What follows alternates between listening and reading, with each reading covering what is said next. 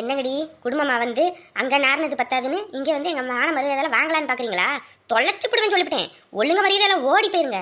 அது உங்கள் ஊர், இது என் ஊர். ஒரு சத்தம் தான் ஊரே திரண்டு வந்து போட்டு தள்ளிடும். போயிடுங்க எல்லாரும். என்ன பூச்சாண்டி கட்டுறியா? யாரை வேணாலும் வர சொல்லு, எவனை வேணாலும் வர சொல்லு. நீ பண்ணினதுக்கு உன்னைய தூக்கி போட்டு மிதிக்கிறதுக்கு தாண்டி அங்கேருந்து வந்திருக்கேன்.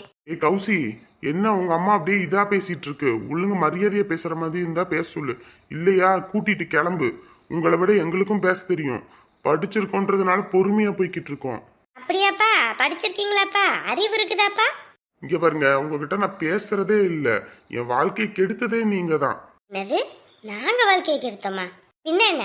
நல்ல பிள்ளையா பாரு, குடும்பத்துக்கு ஏத்த பிள்ளையா பாருனா. இந்த விளங்காததை பார்த்து இன்னைக்கு என் குடும்பமே விளங்காம போச்சு. பாருமா, நானா உன்னைய வந்துட்டு பொண்ணு பார்க்குறேன்னு நீ தானே என் வீட்டு விசேஷத்துக்கு வந்துட்டு அந்த பிள்ளைய கட்டி வச்சாலே வையின்னு என் காலில் அதை குறைய கெஞ்சிவிட்டு இன்னைக்கு நான் பண்ணேன்னு சொல்லிட்டு இருக்கியா? ஆஞ்சு போடுவேன், ஆஞ்சு. ஒழுங்கா மரியாதையா பேசு. ஆமா, நீ 1000 வரைக்கும் நானும் என் தலையை காட்டிக்கிட்டு நிற்பேன் பாரு. இங்கே பாருடி, ஒழுங்கா ஓடி போயிருங்க. இல்லைன்னு வச்சுக்க, உருட்டுக்கட்டையை எடுத்துட்டு வந்து ஒவ்வொருத்தையும் குழந்தை தள்ளிடுவேன். இங்க பாரு, உங்ககிட்ட எல்லாம் மனுஷன் பேசுவானா? மனுஷ மாதிரியா பேசிட்டு இருக்க நீ எல்லாம். உங்ககிட்ட எல்லாம் பேசுறதுக்கு நாங்க வரல. எங்க பிள்ளைய எங்க கூட அனுப்புங்க. அதை கூட்டிட்டு போறதுக்காக தான் வந்திருக்கோம். உங்களுடைய அழகுதான் பார்த்துட்டு தானே என் பேத்தி அந்த வீட்டுக்கே வரமாட்டேன்னு சொல்லிட்டா. இங்கே அவளை நாங்கள் தங்கமா தாங்கிட்டு இருக்கோம். அவள் வரமாட்டா, எல்லாம் கிளம்பி போங்க. வருமா, நீங்க தான் வேற கல்யாணம் பண்ணி வைக்கிறேன்னு சொல்லிட்டீங்கல்ல. எங்க பேத்தியை எங்க கூட அனுப்புங்க, நாங்க கூட்டிட்டு போறோம். நீங்க மத்தபடி என்ன வேணாலும் பண்ணிட்டு போங்க. அதுக்கு வேற ஆளை பாரு. என் பேத்தி எங்க கூட தான் இருப்பா, நாங்க அனுப்ப மாட்டோம். அன்பு, நீ வா அன்பு, நம்ம வீட்டுக்கு போவோம். ஏய் கையேதி, என் பேத்தி எங்க கூட்டிட்டு போறேன்னு பாக்குறேன். என் பேத்தி அப்பெல்லாம் விட மாட்டேன். அன்பு, நீ வா, நம்ம வீட்டுக்கு போவோம். சொல்லிக்கிட்டே இருக்கிறேன். அம்மா, அண்ணி, ஏய் நீ எல்லாம் மனுஷியா மிருகமா? எப்படி பிடிச்சி தள்ளி விட்டுட்டு இருக்க நீ? என் பேத்தின்ற வந்து கூப்பிட்டுக்கிட்டு இருந்தா என்ன அர்த்தம்? ஒழுங்கு மரியாதை எல்லாரும் போயிருங்க, இல்லைன்னா உதச்சு போடுவேன். உதச்சி வரேன், நீ வாயா உள்ள. நீ எப்படி பிடிச்சி தள்ளிட்டா? இவெல்லாம் நல்லா இருப்பாளா? பேத்தியை கொடுக்காம கூட்டிக்கிட்டு போறாளே. ஏமா, இவங்க கிட்ட எல்லாம் வாயால சொன்னா புரியாது. இவங்களுக்கு எங்க போய் என்ன பண்ணணுமோ அதை தான் பண்ணி ஆகணும். எந்திரிமா, நம்ம போவோம். என்னன்னு சொல்றீங்க? எங்க போகணும்? இவங்கெல்லாம் கண்ணே மணியே இறகு போடுனால இறகு போடாது, பிடிச்சி புடுங்கணும். அதுக்கு என்ன பண்ணணும்? போலீஸ் ஸ்டேஷன்ல போய் இவங்க மேல கம்ப்ளைண்ட் கொடுக்கணும். வாங்க போவோம். என்னடி உங்க மாமா சொல்றாரு, போயிருவோமா? இங்க பாருடி கௌசி, சும்மா வாழ்க்கைன்னா ஒன்றும் வேலைக்கு ஆகாது. இன்ன வரைக்கும் நீ என்னத்தை வாழ்ந்து கிழிச்ச? எப்போ பார்த்தாலும் காசு போடலை, நகை போடலை, அதே பேச்சு தான். இப்போயாவது புத்தி வந்து போய் போலீஸ் ஸ்டேஷனில் கம்ப்ளைண்ட் கொடுத்து இதுங்களெல்லாம் உள்ளே தூக்கி போட்டு சும்மா நங்குன்னு மிதிக்க விடணும்டி. அப்போ தான் இதுங்கெல்லாம் திருந்துங்க. என்ன சொல்கிற? சரி அத்தை, போயிடுவோம். வா போவோம்.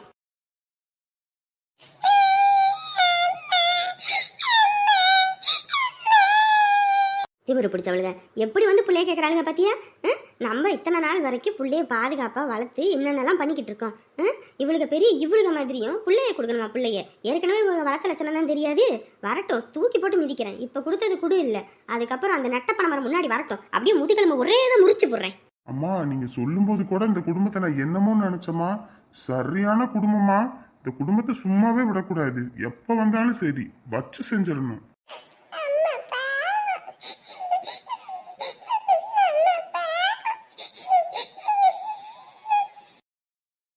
இந்த ஜான்சி இருக்கிற வரைக்கும் பொண்ணுங்களுக்கு ஏதாவது ஒரு பிரச்சனைனாலும் எவன் பிரச்சனை பண்ணாலும் சரி அவனை உரிச்சிடுவேன்.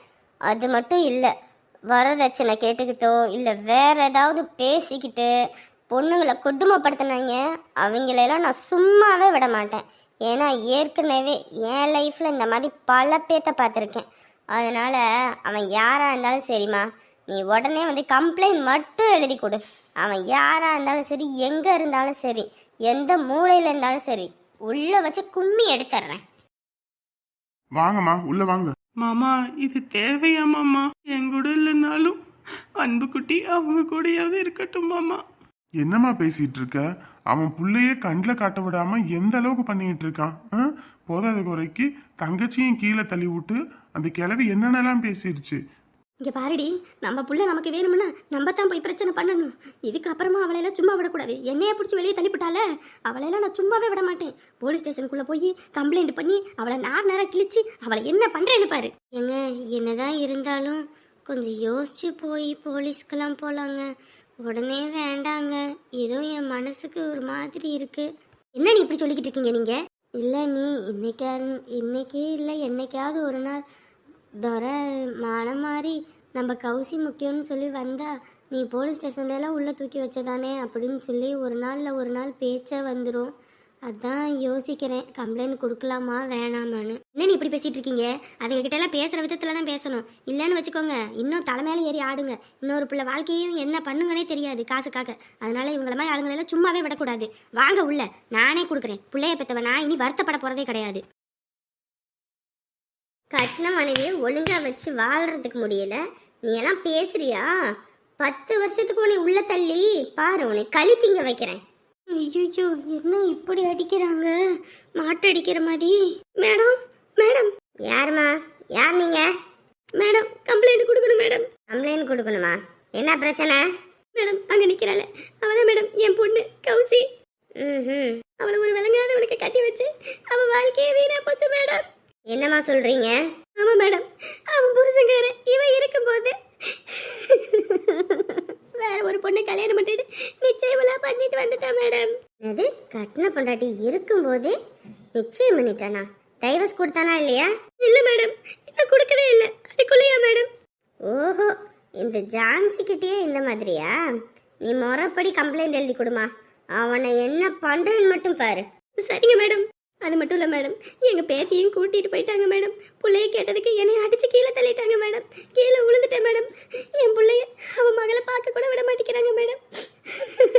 ஒவ்வொரு நாளும் நரக வேதனையை தான் மேடம் அவன் அனுபவிச்சான். ஓஹோ, அந்த அளவுக்கு ராங்கிக்கார குடும்பமா அது? அது மட்டும் இல்லை மேடம், நகை கேட்டு என் பிள்ளைய பாடா படுத்தி எடுத்துட்டாங்க மேடம். கல்யாணம் ஆகும்போது 10 பவுன் போட சொன்னாங்க. எங்களால் அப்போ அப்படி போட முடியல மேடம். 3 பவுன் தான் போட்டோம். 7 பவுன் போடுறோன்னு சொன்னோம் மேடம். அதனால தான் மேடம் 4 வருஷம் கழிச்சு இப்போ தான் அவளுக்கு தலைதி வலிக்கு இது 4வது வருஷம் தான் பண்ணணும் அப்படின்னு சொல்லி பவுனெல்லாம் சேர்த்து வச்சோம் மேடம். பிள்ளைய கூட்டிகிட்டு போகிற மாதிரி கூட்டிகிட்டு போய் அங்கே என்ன பேசி அடிச்சு துன்புறுத்துனாங்கன்னு தெரியல. புள்ள மறுபடியும் எங்கள் வீட்டுக்கே வந்துட்டா. கல்யாணம் பண்ணி கொடுத்ததுலேருந்து இப்படியே தான் மேடம் கூட்டிகிட்டு போவாங்க, கொடுமைப்படுத்துவாங்க, பிள்ளைய வீட்டுக்கு அனுப்புவாங்க. எப்போ பார்த்தாலும் வரதட்சணை கொடுமை மேடம். ஓஹோ, அந்த அளவுக்கு பண்ணுற குடும்பமா? நீ கம்ப்ளைண்ட் எழுதி கொடுமா. இன்னைக்கு அந்த குடும்பத்தை உள்ள தூக்கி வச்சு என்ன பண்ணுறேன்னு மட்டும் பாரு. கௌசி, அந்த கம்ப்ளைண்ட் எழுதி கொடுக்கணுமா? எழுதி கொடு கௌசி. வெளியே ரைட்டர் இருப்பாரு, அவர்கிட்ட என்னென்னு சொல்லி எழுதிட்டு வாமா, போமா. இல்லை மேடம், அதெல்லாம் எதுக்கு மேடம்? சும்மா பிள்ளைய மட்டும் வந்து வாங்கி கொடுங்க மேடம். இந்த மாதிரி புருஷன் குடும்பம் நல்லா இருக்கணும்னு நினைக்கிறதுனால தான் உங்களோட வாழ்க்கையெல்லாம் இப்படி இருக்குது. ஒரு பிரச்சனைனா ஒழுங்கா வாயை திறந்து பேசணும். இப்படியெல்லாம் இருந்தால் ஒன்றும் பண்ண முடியாது. நீ எழுதி கொடுக்குறியா இல்லை நானே உள்ள தூக்கி வச்சு அவனை கும்மி எடுக்கவா? ஏடி எழுதி கொடுடி, அப்போதான் நீ உன் வாழ்க்கையில் நல்லது நடக்கும்.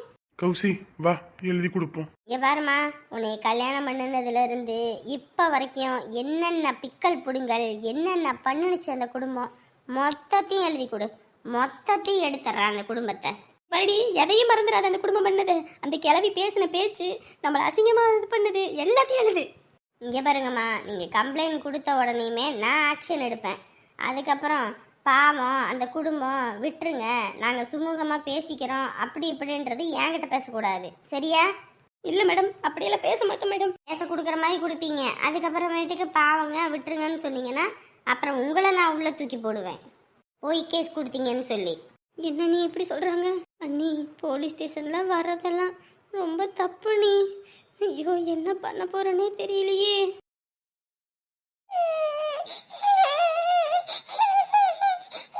அன்புக்குட்டி, இப்போ எதுக்குமா அழுவுற? நான் இருக்கேன், பாட்டி இருக்காங்க. இனி என்ன உனக்கு கவலை? அந்த குடும்பத்தில் போனாலும் உன்னை அடித்து எவ்வளோலாம் படுத்துனாங்க. நீ அதெல்லாம் பெருசாக நினைக்காதடா. நாங்கள் இருக்கோம்டா, நாங்கள் பார்த்துக்குறோம். அன்பு அல்லாதம்மா, இங்கே பாரு, எந்த கவலையும் படாத, நாங்கள் இருக்கிறோம், சரியா? அந்த குடும்பம்லாம் என்னத்துக்குள்ள ஆகுது? ஒன்றுத்துக்குள்ள ஆக்கில, வாய் சவுடால் விட்டுக்கிட்டு தெரியறதுக்கு தான் அதெல்லாம் குடும்பம். சரி, அப்பா உனக்கு என்ன வேணாலும் வாங்கி தரல. என்ன வேணும் சொல்லு, வாங்கி தரேன்.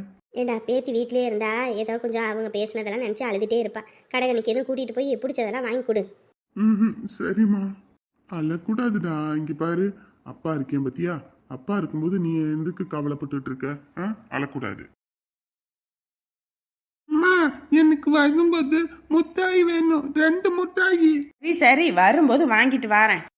போலீஸு ஏமா, இங்கே துரை சாண்டா அந்த வீடு எதுமா? துறை சாந்தாவா? ஏன் காது கேட்காதா? ஆ கேக்குங்க மேடம். இந்த எதிர்த்த வீடு தான் மேடம். ஓஹோ, இந்த வீட்டில் தான் அந்த ரெண்டு புண்ணியவான்களும் இருக்காங்களா? ம் ம், தேங்க்ஸ்மா. என்ன மேடம், என்ன பிரச்சனை? எல்லாம் இதே ஊர் தானே, என்ன பிரச்சனைன்னு உனக்கு தெரியாதா? மேடம், இவங்க வீட்டில் உங்க மருமகளை எப்படி நடத்துவாங்க? ஆஹா, கௌசிதா கம்ப்ளைண்ட் கொடுத்துருக்கா போல இருக்கு. நல்லா ஏற்றி விடுவோம். மேடம், நான் சொன்னேன்னு சொல்லிடாதீங்க மேடம். சரி சொல்லுமா, எப்படி நடத்துவாங்க? மேடம், மருமவளாவே நடத்த மாட்டாங்க மேடம். காசு காசு காசுன்னு தான் ரெண்டு பேருமே அலையுவாங்க. பாவம் மேடம், அவங்க குடும்பம் வசதி இல்லாத குடும்பம். ஒரு மாதிரி ஒரு ஒரு ஒரு மிடில் கிளாஸ் குடும்பம் தான் மேடம். ஆனாலும் வசதி இல்லைன்னு தெரிஞ்சு தான் கல்யாணம் பண்ணிக்கிட்டாங்க. ஆனால் கல்யாணம் பண்ண நாள்லேருந்து அவளை சும்மா காசே போடலை, நகை போடலை, அது போடலை, இது போடலை. உங்கள் அப்பா ஒரு பிச்சைக்கார பையன் அப்படி இப்படின்னு ரொம்ப இதாக பேசுவாங்க மேடம். அவளும் பொறுத்து பொறுத்து தான் மேடம் பார்த்தா. அதுக்கப்புறம் யார் தான் அவங்க வீட்டை பற்றி பேசுனா பொறுத்து போவாங்க. அதனால் அவளும் கொஞ்சம் துடுக்குத்தனமாக பேசிவிடுவா மேடம். அது மட்டும் இல்லை மேடம், அங்கே போய் அந்த பிள்ளைய கூட்டிகிட்டு வருவாங்க. வந்து ஒரு 2 நாள் 3 நாள் அமைதியாக இருப்பாங்க. 4வது நாள் மறுபடியும் ஆரம்பிச்சிருவாங்க. உங்கள் அப்பா நகை போடலை, அது போடலை, இது போடலைன்னு. அதனால் அந்த பிள்ளைக்கு நிம்மதியே இல்லை மேடம். அதனால் அவங்க எப்போ பார்த்தாலுமே அவங்க அப்பா வீட்டிலே தான் போய் உட்காந்துக்குவா. அப்படி இங்கே வந்தாலும் அந்த கிளவி கம்முனே இருக்காது. அவங்க புருஷன் பையன்கிட்ட அதை இதுன்னு ஏற்றி விட்டு 2 பேத்தையும் பிரச்சனை பண்ணி பிரிக்கிறதே அதுக்கு வேலை. இப்போ அதுவும் பணக்கார பொண்ணாமல் 50 பவுன் வருது, 50 லட்ச ரூபா வருது, ஒரு பெரிய வீடு வருது, வேலைக்கு போகிற பிள்ளை, நிறைய படித்த பிள்ளை. அந்த பிள்ளைய தான் என் பையனுக்கு கட்ட போகிறேன்னு சொல்லி ஒரே கூத்து பண்ணிக்கிட்டு இருக்கா மேடம். ஓஹோ, அந்த அளவுக்கு திமிரு பிடிச்ச கிளவியாது. சரிம்மா, நான் பார்த்துக்கிறேன். மேடம், நான் தான் சொன்னேன்னு தப்பி கூட சொல்லிடாதீங்க மேடம். அந்த கிளவி என் வீட்டில் இருக்க கிளவிக்கிட்ட சொல்லி என் குடும்பத்தையே உண்டுலன்னு ஆக்கிடுவா. சாட்சிக்கு ஆதாரம் வேணும் இல்லம்மா, அதனால நீ வந்துதான் ஆகணும். சாட்சிக்கு ஆதாரத்துக்கு நான் வரணுமா? ஐயையோ, தேவையில்லாம வாயை விட்டுட்டியே மஞ்சுளா. உள்ள கொண்டு போய் உன்னைய வச்சு கொஞ்சம் போறீங்க போலயே. அம்மா எனக்கு 2 முட்டாய் எங்கம்மா? 2 முட்டாயா? ஏண்டா, இன்னும் கொஞ்ச நேரத்தில் என்னை தூக்கிட்டு போய் கும்ப போறீங்க. முட்டாய் போட அங்கிட்டு. யார் வந்து கேட்டாலும் என் அம்மாவுக்கு உடம்பு சரியில்லை, பொட்டுன்னு போயிட்டா, இந்த வீட்டை விட்டே ஓடி போயிட்டான்னு சொல்லு. நான் இருக்கேன், இது சொல்லிவிடாதடா. அம்மா, அப்ப எனக்கு 4 முட்டாய் வாங்கி தருவியாம்மா? 10 முட்டாய் வாங்கி தரேன்டா. வாய மூடுறா. என்ன சாந்தாமா, சௌக்கியமா? போலீஸ் என்ன? போலீஸ்ன்றதே கொக்கோ வர மாதிரி கொக்கோன்றீங்க. நீங்க இங்க என்ன பண்றீங்க? நீ என்ன உன் மருமவளுக்கு பண்ணியோ அதை நான் உனக்கு பண்ணணும்னு வந்திருக்கேன். ஒழுங்கா ஸ்டேஷன் வரியா, இல்ல இங்க இருந்து தரன்னு இழுத்துட்டு போகணுமா? இங்க பாருங்க, என்ன பேசிட்டு இருக்கீங்க?